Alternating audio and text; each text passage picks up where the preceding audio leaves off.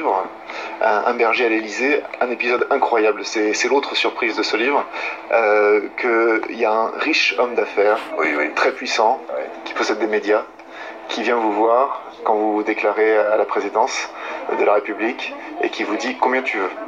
Absolument. Et il vous propose beaucoup. Oui. Et vous lui répondez non, on ne m'achète pas, en gros vous lui dites ça.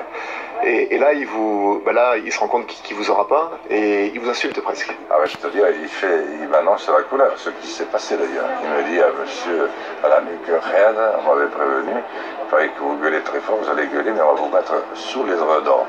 Ça, on n'entendra pas vos hurlements tant que vous aurez de la force, et on n'entendra même pas votre dernier murmure lorsque votre dernière instance sera venue. Bonne chance, vous apprendrez que tout ça, ce ne sont que bibesés, ce que vous racontez.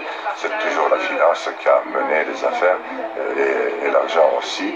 Et vous paierez très cher le fait de ne pas accepter ce que vos amis ont déjà accepté, mais eux vont continuer à faire partie du cercle de pouvoir auquel vous n'arriverez jamais. Donc là, ça a été le CQFD, c'est-à-dire que la finance que vous dénoncez est venue jusqu'à vous pour essayer de vous faire taire. Bien sûr, mais voilà, mais je savais très bien que, bon, je ne pensais pas que ça pouvait être aussi direct, mais au moins ça a eu le mérite d'être clair.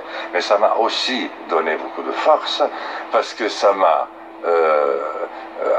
vraiment confirmé dans l'idée que j'avais raison, et que c'était la bonne attitude, parce que si on venait me proposer cela 2 jours après ma candidature, et si ça a été, le silence organisé a été aussi efficace par la suite, c'est que je constitue quand même quelque chose.